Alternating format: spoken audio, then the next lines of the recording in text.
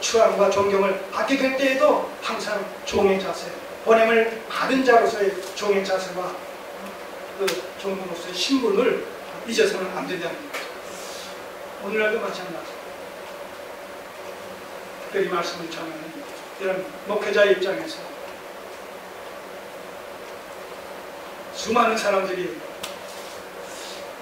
참으로 따르는 또 소속된 이런 교회 속에 목회자가 자칫 본분을 망각하게 되면 황제적 목회를 할 수 있는 위험성이 다분히 있는 것이 현실 아닙니까? 대통령이 부럽지가 않은 것이죠. 장관이 부럽지가 않은 것이죠. 아니라는 보냄을 받은 자, 보냄을 받은 자. 종이라는 얘기에 종. 본의 신자가 주인이고 보냄을 받은 자는 종이다. 그래서 종이 상전보다 크지 못하고 보냄을 받은 자가 보낸 자보다 크지 못하니 너희가 이것을 알고 행하면 복이 있습니다. 마땅히 행할 바에 도리는 것이죠. 은사도 마찬가지입니다. 은사. 교회 속에 주께서 주신 은사도 이거 계급 아니거든. 이거 서열이 아닙니다. 은사는 주님의 문된 교회를 바르게 세우기 위한 지체로서의 하나의 기능이란 말입니다. 기능. 은사는 기능이에요. 그러니까 머리가 있어야 되면 손발도 있어야 돼요. 머리가 아무리 중요한 이런 어떤 이런 명령을 좌우한다라고 해서 머리가 다른 지체를 갖다가 멸시하면 안 된다. 머리가 있지만 두 팔과 두 다리가 없다라면 어떻게 돼요?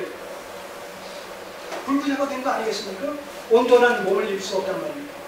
그래서 지체들은 하나의 기능적인 차이는 있을망정 이게 계급같이 어떤 우열의 이런 차이가 존재하지 않는다는 것이죠. 이 지체에 관해서는.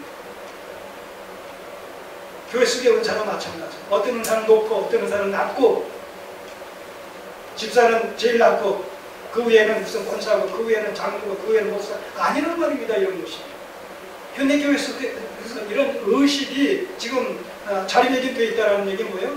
바로 교회론에 문제가 있어서 그렇게 되어 있단 말입니다. 그게 아닌데 하나님 나라에 가면 그런 서열이 있을까요? 없어요. 기능적인 차별과 기능적인 구별은 있으리라고 생각됩니다. 그러나 계급같이 우열의 차이는 없음이라는 생각을 해보게 되는 것이죠. 자, 18절. 내가 너희를 다 가리켜 말하는 것이 아니다. 지금 이러한 16절의 이런 말씀들을 너희가 앞으로 나아가서 내 사역을 대리적으로 감당하게 될 때에 군림할까? 주장할까? 선생 노릇할까? 주인 노릇할까? 상전 노릇할까? 조심하라 하는 이런 당부의 말씀을 주셨는데 18절 내가 너희를 다 가리켜 말한 것이 아니라 벌써 여기서도 뭘 염두에 두신 거예요? 가려두다 염두에 두신 그런 의미란 말입니다. 내가 나의 택한 자들이 누구인지 알니라. 누가 나의 백성이고 누가 내게 속한 자인지 누가 하나님께서 나에게 붙여주신 자들인지 주께서 다 아신다는 얘기예요. 그런데 그 12제자 중에 가르주다는 아니라는 얘기죠. 말하자면. 그러면서 그런 사실을 다 구약의 말씀을 예로 들어서 이렇게 얘기하십니다. 그러나 내 떡을 먹는 자가 내게 발꿈치를 들었다 한 성경을 응하게 하려는 것이니라.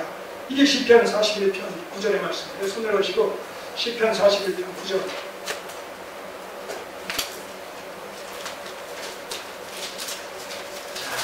정리를 해드릴게요.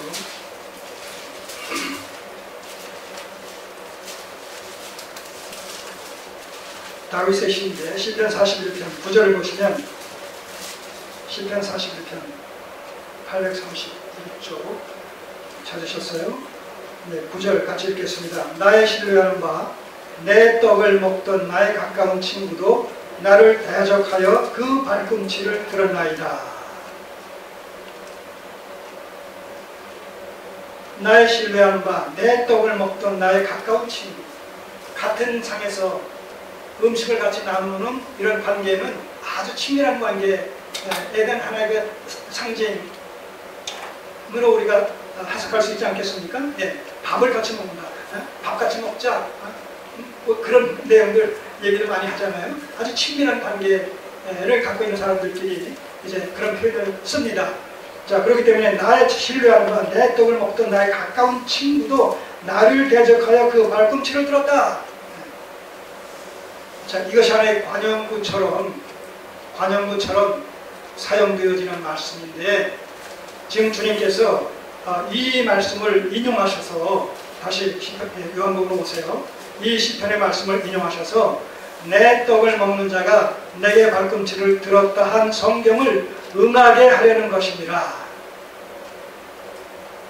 다시 말해서 12 제자들에 대해서 주님께서 나의 택한 자들이 누구인지를 안다고 이렇게 말씀하실 때에 한 사람, 제외되는 사람이 있는데 그건 가룟 유다라는 거예요. 그것을 공개적으로 얘기하진 않아요. 이렇게 우회적으로 간접적으로 말씀하시는 거예요. 그런데 내 떡을 먹는 자가 내 발꿈치를 들었다 한 성경을 응하게 하시기 위해서 바로 가룟 유다를 염두에 두시고 그는 내게 속한 자가 아니다, 이렇게 말씀하십니다.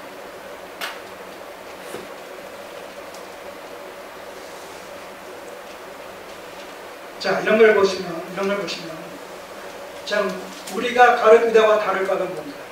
여러분, 가룟 유다의 인간적인 성정과 우리의 인간적인 성정과 다를 바가 있겠습니까?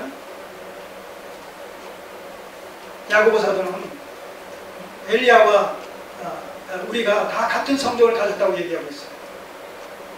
그러면 가룟 유다와 우리와 같은 성정을 갖지 않았을까요? 죄인인 가룟 유다, 죄인인 우리, 본질에서 인간적인 성정이라는 것은 같을까요? 다를까요? 같다는 얘기죠. 어느 시대의 사람이건 인간의 성정은, 타락한 인간의 본성과 성정은 똑같은 거예요. 그런데 그는 주께서 이렇게 몇 차례 사인을 주셨음에도 불구하고, 회개 기회를 주셨음에도 불구하고 결국 자기 스스로가 마음을 강팍해 하면서 그 결과로 예언의 말씀이 이루어짐으로 말미암아 사망의 길로, 영벌의 길로, 심판의 길로 가버렸단 말이에요. 우리는 누구예요? 그와 다르지 않은데 우리에게는 복음이 전해졌을 때 어떤 반응이 나타났어요? 그 복음을 감심으로 받고 믿음으로 받고 회개하며 죄를 고백하며 예수 그리스도께서 나의 죄를 대신해서 죽으신 사실에 대해서 우리가 깊이 인식하고 그것을 믿음으로 받아들임으로 말미암아 죄사함을 얻고 하나님의 자녀가 되는 이런 놀라운 특권을 얻게 됐단 말이죠. 이게 우리에게서 나와진 것이겠어요? 우리의 어떤 일반의 선한 마음이 남아있었기에 그 선한 마음의 발로로 예수 그리스도를 우리가 자의지적으로 영접한 결과일까요? 아니란 말입니다.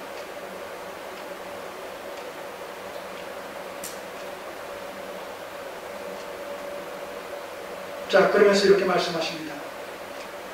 지금부터 9절, 19절, 지금부터 일이 이루기 전에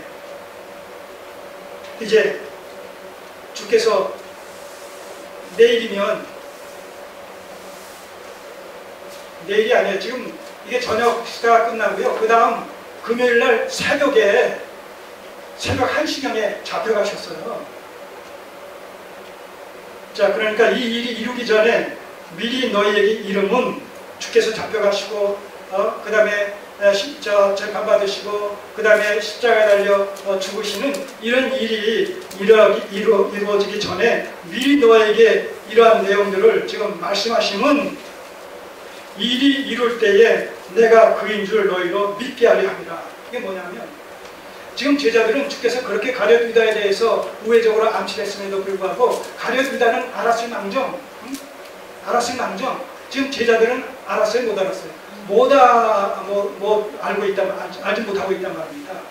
자, 그런 가운데서 이런 일들이 그가 가룟유다가 예수님을 팔므로 말미암아 은상생명의 이 군졸들이 와가지고 예수님을 붙잡아가는 이런 일들이 일어나게 되면 어떤 일이 일어나겠어요? 제자들 사이에서 가룟유다를 뭐 때려 죽이려고도 하겠고, 또 그런가 하면 실망하여 우리 예수님이 메시아인 줄 알았는데 이렇게 연약한 모습으로 붙잡혀 갈 수밖에 없는 그런 연약한 자니까 실망했다 해가지고 또 다 흩어질 수 있단 말입니다. 자, 이런 여러 가지 일이 일어날 수 있는 가능성을 염두에 두시고 주께서 미리 말씀하신다는 거예요. 우리 중에 한 사람이 이제 나를 팔게 될 것에 대해서, 또 그런 일이 일어나도 실망하지 말고 낙심하지 말고 또 흩어지지 말고, 아, 올 것이 왔구나, 우리 주님께서 말씀하신 그대로였구나, 그래서 더 분발해가지고 주님의 사역을 감당해야 될 것이다 라는 의미에서 이런 말씀을 미리미리 하신다는 것이죠.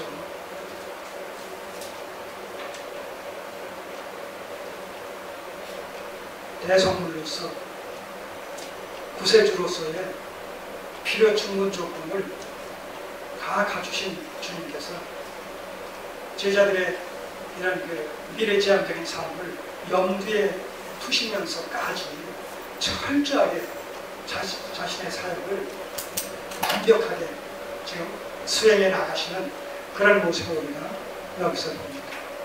그 결과로 오늘 우리가 출생됩니다.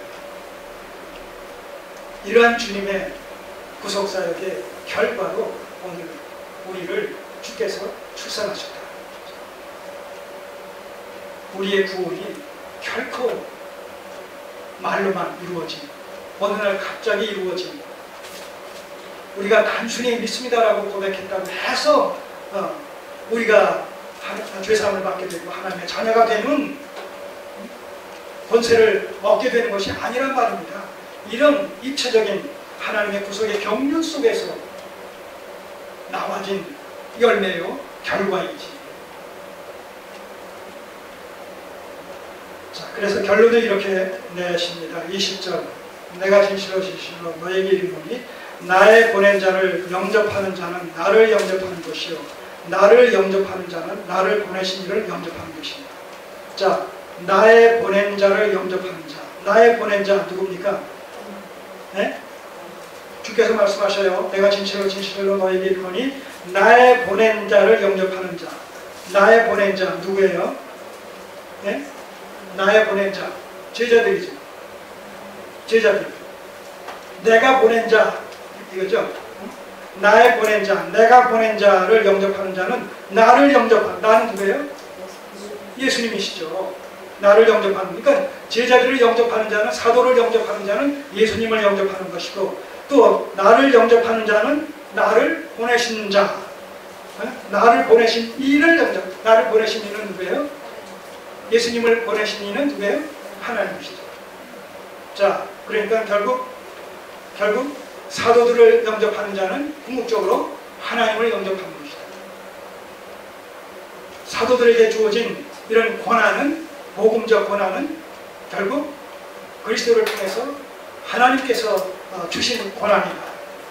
자, 그런 의미에서 우리가 이 하나님의 구원의 은혜를 덧입은 하나님의 백성들은 범사의 하나님을 인정하면서 하나님께서 궁극적으로 이루시고자 하시는 하나님의 나라와 하나님의 의를 추구하는 이런 전상지향적인 가치관에 입각한 삶을 살아갈 뿐만 아니라 죄사함을 받은 자들로서, 하나님의 구원의 은혜를 덧입은 자들로서 피차감에 겸손함으로, 주께서 그렇게 본을 보여주셨듯이 겸손함으로 서로의 연약함을 담당하며 짐지며